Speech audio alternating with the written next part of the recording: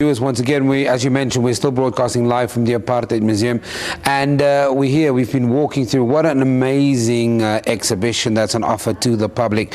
Right now, I'm joined by the Deputy Director of the Apartheid Museum here in the south of Johannesburg, Wayde Davy. Wayde, thank you very much for joining me here on Morning Live. And you know what? One of the things we didn't do this morning is maybe establish this venue for a lot of people that haven't been here. Yeah. What is the Apartheid Museum? The Apartheid Museum has been here since 2001, and it tells the story of our history, our contemporary history. It talks about how apartheid was put into place, how people began to passively oppose it, and how it then turned to an armed struggle, and then the state's reaction to that, harsh reaction to that, and it then talks about how we went to the negotiating table and had our first formal elections. Today it plays a very important part because it houses the Nelson Mandela exhibition. But as I've alluded to during the course of the morning, that it's a lot more than just a reflection on Tata Madiba's life. It is. The exhibition on Nelson Mandela speaks about him as a young man growing up in Kunu, as a comrade who became conscientized and became a comrade, how he then became a leader in the struggle and a statesman and a negotiator, and because of his character, how we then came to negotiated settlement, which brought about a rainbow nation. I know people don't like that term anymore, but it's what he was aiming for. I don't want to take away the seriousness and the validity of the importance of the exhibition, but there's something really cool that I saw. You actually have an inyala here. Yes, we do. We do. It is. As much as it's wonderful to have it here, it was a symbol of terror during the struggle. I mean, when you were in the township and you seen the mallow yellow coming, you would run for your life. But as much as what we were scared on the outside, the people inside, young guys in the army, were just as scared. And if you go inside, which you can climb into the Inyala, and you can see that there was bullets being shot into the Inyala as much as there was bullets being shot out. So the film footage that you can see inside the Inyala will show you how the people who were inside driving that Casper felt and how scared they were, but as much as it shows you how the people around there were scared of what was happening as well. That's the other thing that impressed me really about the exhibition, that it's not only pictures, but there is a rich archive of film content, interviews. There's former President F.W. de Klerk's State of Address in 1990. There's just so much archival content here. There is a whole lot of work that has been put into the establishment of this museum, and it continues to be added to.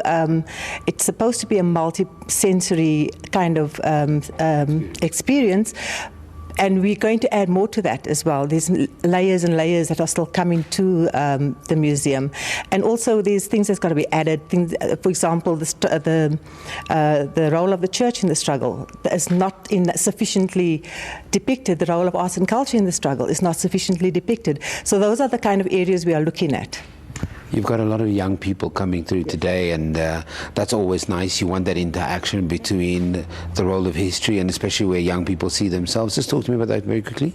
We have a collaboration with South African Tourism, and they are bringing through 10 learners from the Katlehong Art Centre who are going to experience the Apartheid Museum and the Apartheid story through the eyes of children. And we want to look at them and see how they feel on this day, this very important day, and how they've experienced today.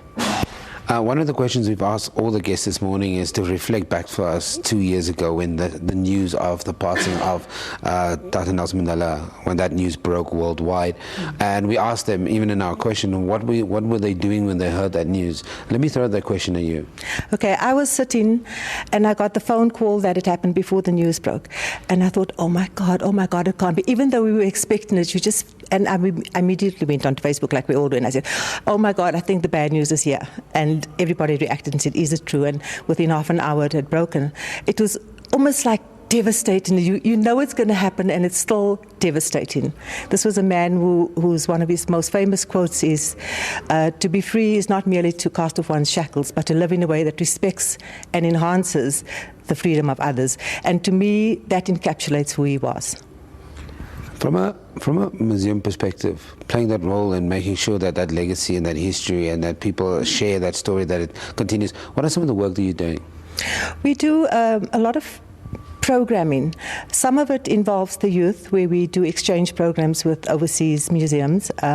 We take 10 kids over, they bring 10 kids over, we train them on history, and we do a historical exchange. Excuse me. We develop exhibitions, temporary exhibitions, on Oliver Tambo, on Ahmed Timol, which is currently on display now. We also work with other institutions around the world, and for example, the Madiba exhibition is in China. It's going to Canada. It's been just about all over the world, so versions of it has been displayed. The Malmö Museum in Sweden had a massive version of the Madiba exhibition. So we do those kind of collaborations. We share our temporary exhibitions with local museums. We invite other exhibitions to the museum which are relevant. We've just going to be launching very soon a new temporary exhibition space, a multi-purpose venue, which then will be able to host even larger exhibitions from around the world. So we do those kind of. We also do other public programming. For example, we've done a public debate which spoke about whether a common national identity is possible. And so those are the kind of programming we continue to do. For sure. Wayde Davy, thank you very much for talking to me. That's the Deputy Director of the Apartheid Museum here in the south of Johannesburg. Great place to visit today as we reflect and ponder on the passing of somebody who's arguably affected almost every human being on this planet. That, of course, I'm talking about the 5th of December 2013. We heard the horrible news that Tata Nelson Mandela passed, and as we do 2 years later, still reflect on his life and his legacy. From us, it's a wrap here in the south of Johannesburg at the Apartheid Museum. We go to an ad break. We'll see you again tomorrow.